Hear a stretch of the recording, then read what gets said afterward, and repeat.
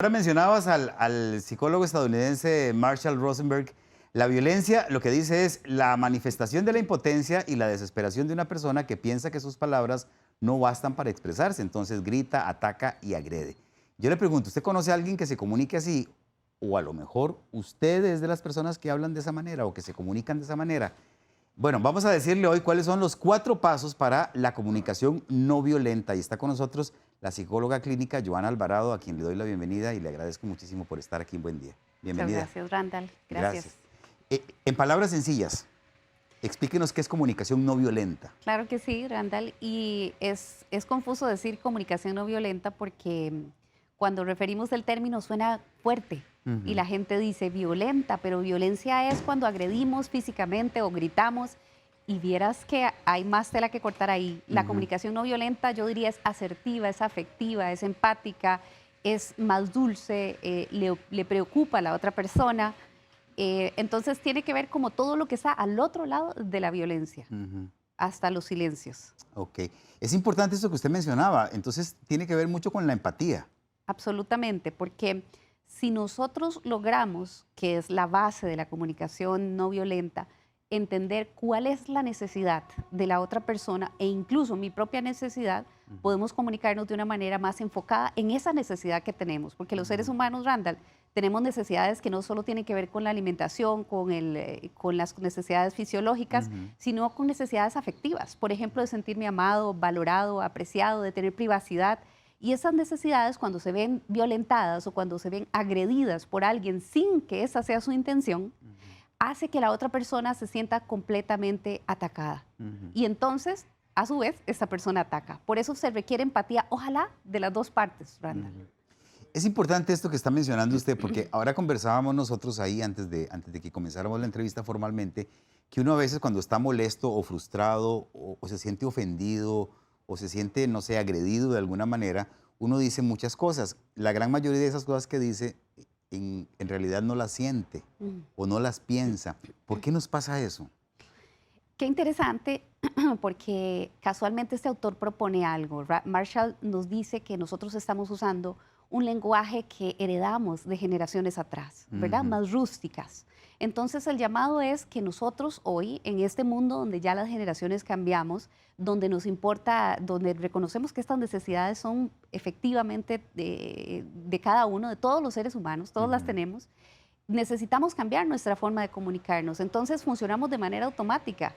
Y este es un perfecto momento para hacer un llamado a cómo yo me estoy comunicando no solo hacia afuera, sino hacia adentro. Cómo estoy yo haciéndome preguntas respecto a algo que siento, si estoy claro de qué es lo que siento, porque la gente solo sabe distinguir normalmente entre, así lo dicen, Randall, estoy deprimido o sí estoy alegre, ¿verdad? Pero hay tanto en ese trayecto. Podemos estar tristes, podemos estar afligidos, que es importante agregar a nuestro diccionario las palabras que definen las verdaderas emociones para poder empezar a enseñarnos, empezando por nosotros mismos, cómo llamarle a esos estados de ánimo, a esas sensaciones que yo tengo. Ahora, sí me imagino yo que es normal en su consulta que venga mucha gente planteándole esto que yo le estoy ¿verdad? Mencionando. No, es que estaba ofuscado o estaba muy molesto o muy molesta o me sentí herido o atacado y entonces dije cosas que a lo mejor no son ciertas, pero que fue lo que me salió en ese momento.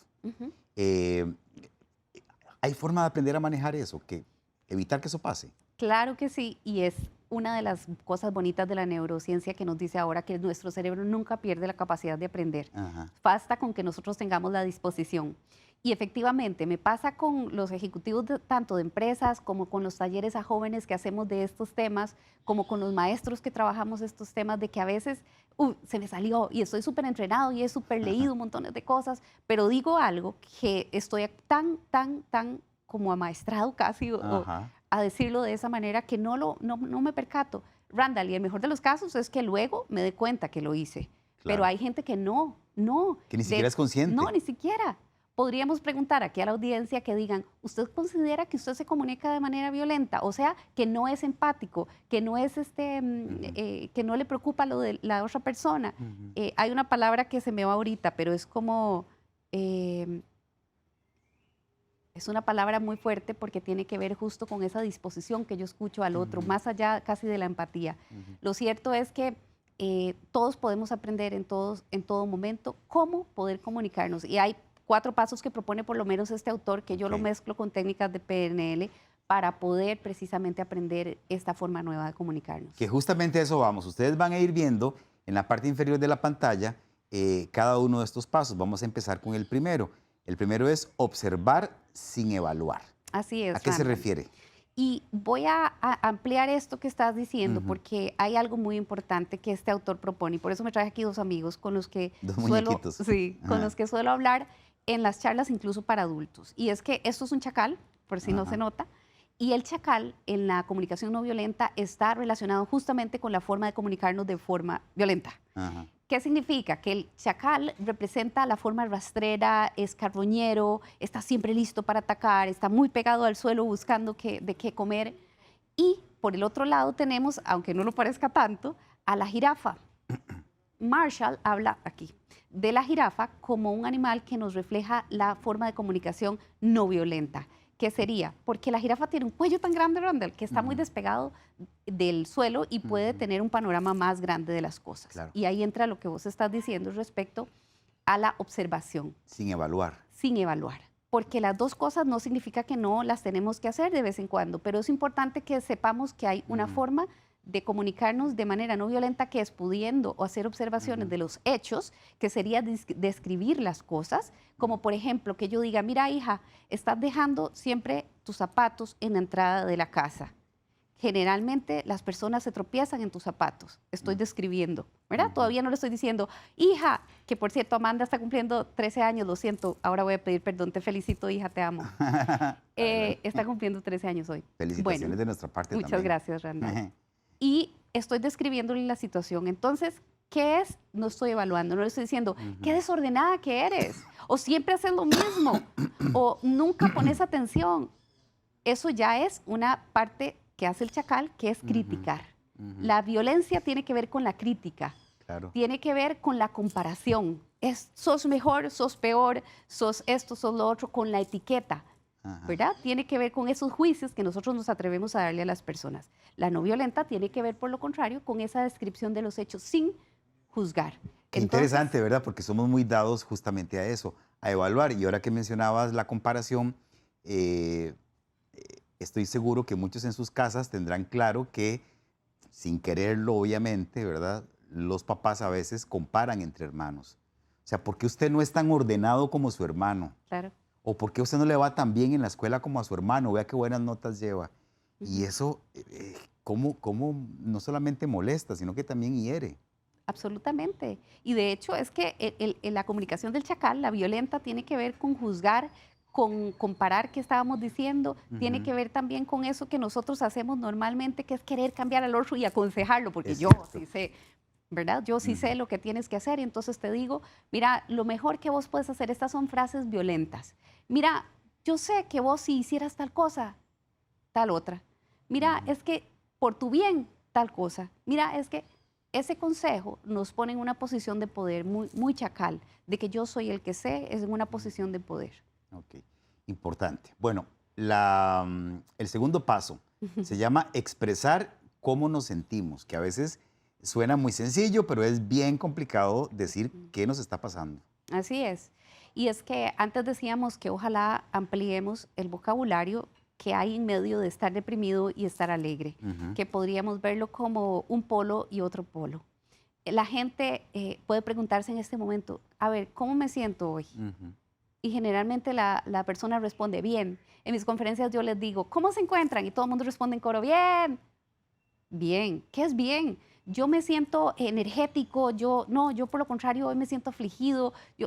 Aprendamos a identificar qué es realmente esa sensación que tenemos, ponerle nombre para así poder entonces expresar los sentimientos de acuerdo a lo que estamos viviendo por una circunstancia. Y aquí es donde viene el tema, porque normalmente en la comunicación violenta, que es la del chacal, yo culpo al otro y le digo, mira hija, es que yo me siento que no me estás prestando atención. Eso no es un sentimiento. Es simplemente una interpretación de algo que yo estoy diciendo, que estoy viviendo. Pero si yo en cambio le digo, mira hija, yo me siento frustrada porque digo una vez, 2 veces, 3 veces y esto no cambia. Y voy a llegar hasta ahí porque si no me adelanto los otros pasos. No, no, no. Lo que quería preguntarle es lo Sí. siguiente, Joana. ¿Qué pasa? Porque no todo el mundo tiene la facilidad de expresar sus emociones o sus sentimientos. Es más, hay gente que ni siquiera sabe identificarlos. Hay gente que dice, no, no, es que me siento raro. No sé cómo me siento, pero me siento no bien. Me siento extraño. Entonces, esto por un lado. Y por otro, ¿qué pasa con la gente que no expresa? Porque como le digo, no todo el mundo tiene la facilidad de poder decir cómo se siente. Hay gente que guarda mucho, que se convierte casi como en una olla de presión, ¿verdad? Entonces van Sí. acumulando, acumulando, acumulando. Entonces, hablemos de esas dos cosas importantes. Primero, la persona tiene desde hoy, si no lo había escuchado antes o si lo ha escuchado reiteradamente, la oportunidad de buscar sobre el contenido de las emociones. ¿Qué significa sentirme de una u otra manera?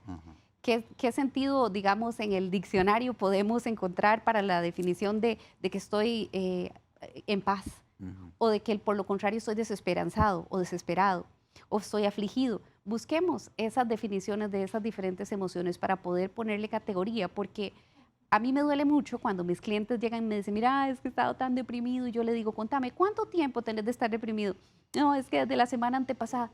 Eso no es depresión, pero estoy cargando con una cruz tan grande cuando me digo que estoy deprimido, que mira, no es ni siquiera con los demás, Randall, esta comunicación violenta. Me estoy categorizando, etiquetando como una persona depresiva, cuando lo que estoy es, no sé, estresado por algo, afligido por algo que pasó, triste por algo, qué sé yo, ¿verdad? Entonces nosotros podemos encontrar la forma de ponerle nombre a esas cosas que sentimos buscando información. Para eso hay textos, para eso está el internet, que ahora encontramos todo por ahí.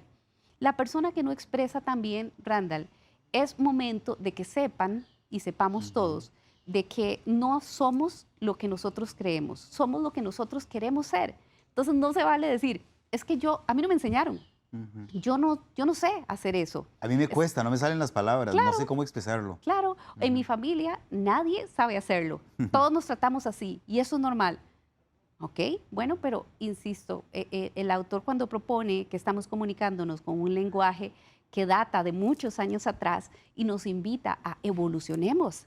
Hay una forma nueva de poder utilizar este lenguaje tan maravilloso y tan amplio que tenemos de una forma que no sea violenta. Muy bien. Importantísimo. El tercer paso es asumir la responsabilidad de nuestros sentimientos. ¿Cómo asumimos nuestros sentimientos, Joana? Claro. El tercer paso de la comunicación no violenta tiene que ver con la expresión de las necesidades. Pero si seguimos en el paso 2, que es lo de las emociones, es justamente ponerle nombre a eso que yo siento y que yo diga, mira, sí, esto me duele. Mira, hija, me siento frustrada porque esto. O la persona que tiene un compañero de trabajo que siempre llega tarde y eso a la persona no le gusta y le dice, mira, vos no me respetás.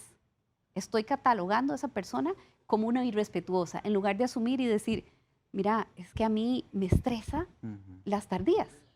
Eso es validar los sentimientos que alguna circunstancia a mí me da, ponerle nombre y de ahí en adelante poder empezar a trabajarlos diferente, Randall. ¿Qué pasa cuando no asumimos lo que sentimos? Justamente culpamos al otro y ponemos etiquetas. Y le ponemos la culpa afuera, a la persona que está con nosotros, a las circunstancias que yo viví, ¿verdad? Cuando, por ejemplo, en mi caso no puedo ver y cuando fui creciendo y me di cuenta que no tenía herramientas suficientes para poder desempeñarme, por ejemplo, en un desarrollo académico, podía empezar a reclamar y a dar culpas, ¿verdad? Pero yo puedo comprender que en la necesidad, por ejemplo, de mis padres de querer protegerme, decían, Joana, tenemos que tenerla un poquito cuidadita, ¿verdad? Entonces a mí me tocó, ok, amo esa actitud de mis papás, ahora en esta circunstancia, este mundo presente en el que estoy, necesito hacer algo para poder, en este mundo donde necesito estar preparada, desarrollar herramientas que me ayuden a prepararme. Entonces, cuando nosotros asumimos lo que algo me genera, ¿verdad? En ese caso yo me sentía impotente de que no iba a poder hacer ciertas cosas. Claro. Entonces esa impotencia yo la canalizo y digo, ok, bueno, voy a buscar esto y esto otro con apoyos diferentes. Yo digo siempre que las redes de apoyo nos pueden ayudar a redirigir la energía para encontrar la solución en otro lugar donde no habíamos buscado, que me encanta el tema, un una cosa que sale ahí en Facebook o no sé dónde, pero que dice que alguien estaba buscando las llaves debajo de un faro de luz, que en la noche que se le habían caído las llaves del carro y el policía le pregunta, pero señor, está buscando las llaves del carro, ¿se le cayeron a dónde para ayudarle? Se me cayeron allá por donde está mi carro, pero entonces ¿por qué las busca aquí? Ah, porque aquí hay luz. Y nosotros queremos encontrar las cosas donde nosotros queremos, no, busquémoslas en otro lado. No es en la compasión, esa palabra era la que antes quería decirte. La compasión es un elemento muy importante en la comunicación no violenta y tenemos que ser compasivos con nosotros mismos y con las otras personas. En ese momento da un giro todo y entonces en lugar de tirar las culpas afuera, yo compasivamente digo, ok, tengo estas necesidades, si no actúo sobre ellas, voy a seguir teniendo esta sensación de frustración y entonces ahí decido qué hacer. Es importantísimo. Y gracias por contarnos tu Ujú. testimonio, porque estoy totalmente seguro que tus papás lo hacían, ¿no? Con excelentes intenciones, ¿verdad? De Totalmente, protección y de amor, sí, ¿verdad? Lo que pasa es que uno a veces conforme va creciendo necesita, como vos lo explicaste, también enfrentarse al mundo que hay allá afuera, ¿verdad? así es, Eso es importante. así es. El cuarto paso para la comunicación no violenta, peticiones conscientes. ¿Qué son peticiones conscientes? Claro, Randall, y ese es el último paso, pero no podemos brincarnos uno que voy a ampliar un poquito, que es el reconocer la necesidad, que antes lo estuvimos tocando, y reconocer la necesidad desde la comunicación no violenta, que es la de la jirafa. La jirafa tiene el corazón más grande del reino animal, ¿verdad? Ujú. Pesa 11 kilos y es porque necesita bombear la sangre por todo ese cuellote que tiene Tan largo. para llegarlo hasta su cabeza, hasta su cerebro. Entonces, seamos más jirafas. Cuando nosotros de manera compasiva, como propone la comunicación no violenta, podemos ver cuál es tu necesidad en el fondo verdadera, puedo hacer un diálogo más sereno donde pueda luego sí pasar a ese cuarto paso donde se hace una petición consciente, pero no antes de haber descubierto cuál es la necesidad, porque a veces asumimos, no, tú lo que necesitas es, mira, búscate un psicólogo y tal vez ni siquiera llegaba hasta ahí. Entonces, ¿cómo nosotros descubrimos nuestras propias necesidades? Dice una autora también que cita a Marshall que nos hagamos esa pregunta, ¿qué es lo que realmente necesito? Hay un cuento que me gusta contar en esta parte de estas conferencias o estos talleres que dice que estaban dos hermanas discutiendo por una naranja. Dame esa naranja y la otra, no, yo la necesito, que no, que yo la vi primero. Y se acerca a su mamá y les pregunta, ¿para qué necesitas esa naranja? A la una y a la otra. La una responde, yo quiero hacer jugo con el jugo de la naranja para tomarlo, y la otra dice, yo quiero hacer mermelada con la pulpa. Mm. Fin del conflicto, porque la naranja cumplía las necesidades de las dos. Si nosotros aprendemos a preguntarnos, ¿para qué quiero esto? ¿Para qué voy a decir esto que quiero decirle a alguien? ¿Para qué esta persona me está diciendo eso? Entonces empezamos a tener un muy buen acercamiento a las necesidades que tiene una persona o yo mismo.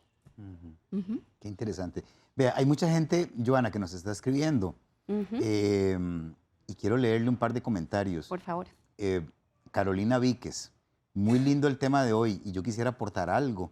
Hay personas que confunden decir la verdad en la cara con decir lo que se les ocurre, sin saber que están hiriendo a otros con sus palabras. ¿Cuál es la diferencia? Sí, yo estoy de acuerdo con Carolina. Hay gente que dice, no, yo es que soy terriblemente sincero o sincera. Yo digo las cosas tal cual las pienso. Ujú, Y a veces ese decir las cosas tal cual pienso se confunde con decir lo que a mí me dé la gana, claro. y opinar de los demás y decirle ¿verdad? Sin ningún filtro. Y a veces esas palabras, porque ya sabemos que las palabras tienen poder, hieren. Mm. ¿Cuál es la diferencia entre una cosa y la otra? Mira, la diferencia entre decir lo que pienso y la otra Ujú. cuál es, y decir y ser O- sincero. Exacto. A ver, entre ser terriblemente sincero Sí. y caer en la comunicación violenta, que es lo que me Sí. imagino Carolina Sí. está intentando decirnos. Hay gente Claro. que podría decir, no, yo no me comunico violentamente, yo lo Solo que soy hago muy es que soy sincero. muy sincero, sí, exactamente.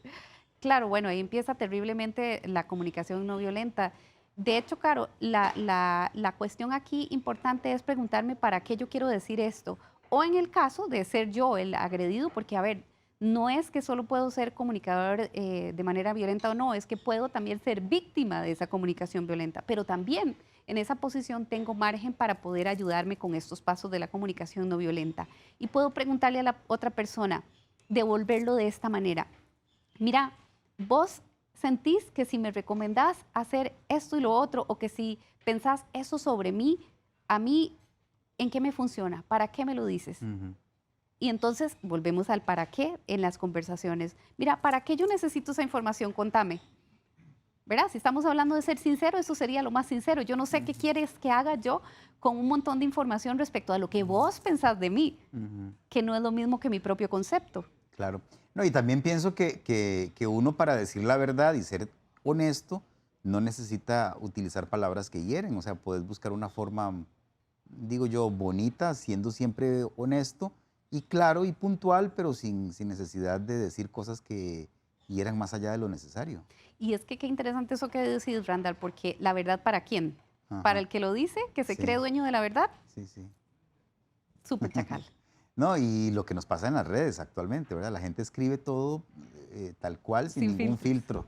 Exactamente. Y Ujú. entonces estamos olvidándonos que quien recibe esa información son seres humanos como nosotros y que también tienen, no sé, sus sentimientos y emociones. Totalmente, y es que los chacales que andamos o andan por ahí, para Ujú. no excluirnos, porque en ocasiones lo haremos, no es que vamos a ser siempre, siempre, siempre jirafas, ¿verdad? Sí, Es la invitación a que tengamos esto presente, que hay dos formas de hacerlo y que yo circunstancialmente puedo elegir, porque al final ese regalo es algo para mí, aquí claro. adentro. Yo me voy en paz o no de haber sido compasivo o de haber sido agresivo, violento. Muy bien. Yancy Hernández nos cuenta que le pasa lo mismo que decíamos al principio. Dice, a mí me pasa cuando estoy enojada o alterada, tiendo a subir la voz y a decir cosas feas. Después me arrepiento de todo y jamás es lo que siento, pero lo hago solo por herir. Sí, es algo muy importante. Hay una técnica que me gusta darle a mis clientes, que es la técnica 12, que es la D de detente, la O de observar, la C de comprende y la E de elegir. Entonces, cuando aplicamos la técnica 12, las personas pueden, ok, sí, reconozco que grito. Y felicidades por reconocerlo, Nancy, ¿verdad? Ujú, Dijiste. ujú. Porque normalmente la gente que es Yancy. más Yancy, es Ujú, más violenta, no se percata de ello. Entonces, cuando lo reconozco, bueno, me armo de un tipcito como la técnica 12, que es eso, me detengo, cierro la boca. Puedo ir al baño, puedo tomar agua, puedo hacer cualquier cosa, puedo respirar. Luego hacer la observación de los hechos, que aquí se nos combina con la comunicación no violenta. A ver, está pasando esto, esto y esto y esto. Esto me hace sentir así. Quiere decir, Amanda, mi hija, deja tirados, es un ejemplo, Amanda, ujú. nada más. Deja de los zapatos tirados en la entrada de la casa. A mí eso me frustra porque yo me caigo y eso me enoja. Entonces le digo a ella, Amanda, seguí dejando los zapatos tirados en la entrada de la casa. Entonces, eso me hace sentir frustrada porque sabes que a mí eso me podría hacer caer. Estoy todavía describiendo los hechos, estoy hablando de mis emociones, ahora le cuento mi necesidad. Yo necesito que las cosas estén en su lugar para que el ambiente sea lo más controlado posible y yo no caer. Mm, Entonces, hasta ahí ya conté mi necesidad. Y eso es lo que podemos empezar a hacer cuando nosotros nos enojamos, ¿ok? Me detengo, observo, ahora comprendo con esta parte de describir las cosas, puedo comprender, ok, Amanda viene cansada, quiere quitarse todo de ujú, encima, qué ujú, calor, y así llegamos a la casa. ujú. Yo por lo menos llego de trabajar, siempre quiero cambiarme. Entonces, tengo que comprenderla, comprendo la situación y ahora elijo. ¿Cómo quiero actuar? Como siempre. Ah, no, bueno, ahora me hablaron algo ahí de una jirafa. Voy a buscar un poquito de la jirafa. ¿Qué significa eso? Ser más Ujú. compasivo, más amoroso. Qué Y así bonito. empieza la cosa, Yancy. Muy bien. Y Jay Gómez, por cierto, dice, yo les agradezco por la entrevista, muy buena. ¿Cuántas veces he sido chacal con mis hijas? Y tal vez no se hace con sentido. No lo hago para que se sientan mal, sino porque no sabemos comunicar las cosas que queremos de los demás.